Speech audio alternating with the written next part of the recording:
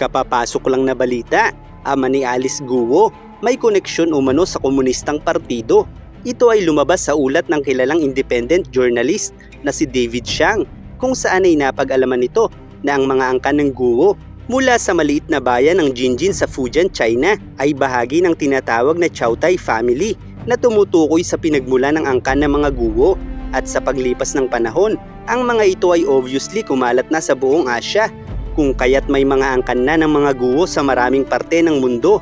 At sa pamamagitan ng pagbuo ng mga asosasyon ng mga ito ay muli nilang napagbuklod-buklod ang koneksyon ng bawat isa. Kaya naman noong manalo bilang mayor ng Banban si Mayor Alice Guo ay umani ito ng papuri sa kanyang mga kalahi mula sa Hong Kong Chautai Guo Association at sa Hong Kong Chautai Association. At kung mapapansin natin sa dalawang ito na wala ang Guo sa isang asosasyon, ay mapapansin natin na ang Chautai Association ay ang mas malawak na asosasyon na kinabibilangan lamang ng Guo clan.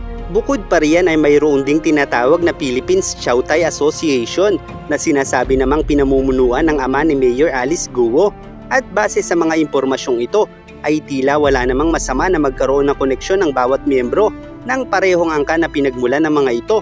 Subalit ayon sa ulat na ito, ang kanilang asosasyon ay napapabilang din sa ilang asosasyon kung saan ang ilang miyembro at opisyal nito ay mga opisyal ng komunistang partido.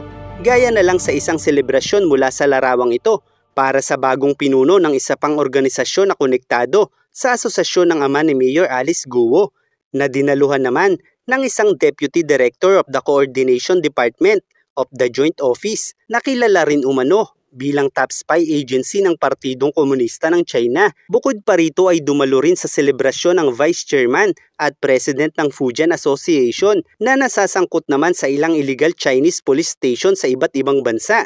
Sa madaling salita, ang ama ni Alice Guo ay may koneksyon at hindi mawawala ang posibilidad na may kooperasyon sa mga gawain ng komunistang partido ng China.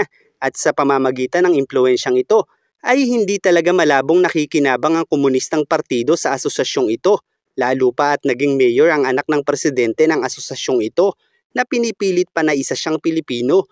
Subalit bukod sa hindi nag-i-exist ang pangalan ng mga magulang nito na nakalagay sa kanyang birth certificate, ay wala rin siyang maalala mula sa kanyang kabataan at wala din siyang maipakita kahit isang larawan mula sa kanyang kabataan na nagpapahiwatig na hindi siya lumaki sa Pilipinas. Kaya't gaya ng ilang Chinese, ang mother tongue nito ay hirap sa letrang R.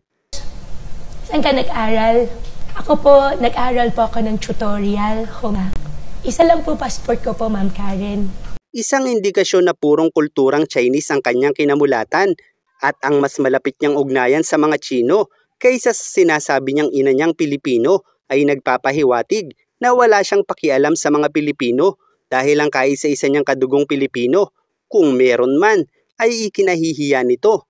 Pero papaano nga ba sila nagagamit ng komunistang partido? Sa pamamagitan ng mga organisasyong ito ay madali silang natutunto ng mga kauri nilang Chino, kung saan gamit ang pera at impluensya ay magagawang ipasok ng komunistang partido ng China ang kanilang mga hidden agenda sa isang bansa, gaya na lamang na pag-ooperate ng mga pasugalan, gaya ng Pogo, kung saan ay nagdudulot ito ng napakaraming kriminalidad sa bansa na sumisira sa seguridad nito gaya ng Pilipinas, kung saan ayon sa ilang ahensya ng gobyerno ay sa mga Pogo Hub nagmumula ang pangahak ng sistema ng mga ahensya ng ating gobyerno.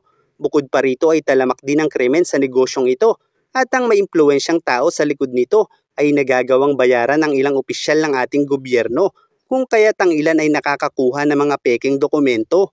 At dahil na rin sa kanilang impluensya ay magkakaroon sila ng boses para sa ilang desisyon ng mga opisyal ng gobyerno sa politika.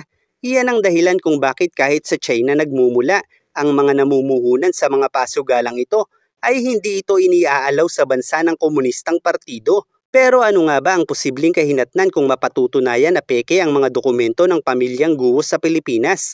Ito ay maaaring maging daan sa pagpapalaya sa bansa ng pamilyang Guo at may posibilidad rin na makumpiska ng gobyerno ang ilang mga ari-arian nito na naging bunga sa mga negosasyon dahil sa mga pekeng dokumento. Kaya't may posibilidad na mapakinabangan ng munisipalidad ng Tarlac ang mga iiwang ari-arian ng pamilyang Guo na tiyak ay magbibigay ng mas maraming trabaho kung magiging maayos ang pamamalakad sa mga ari-ariang iiwanan nito.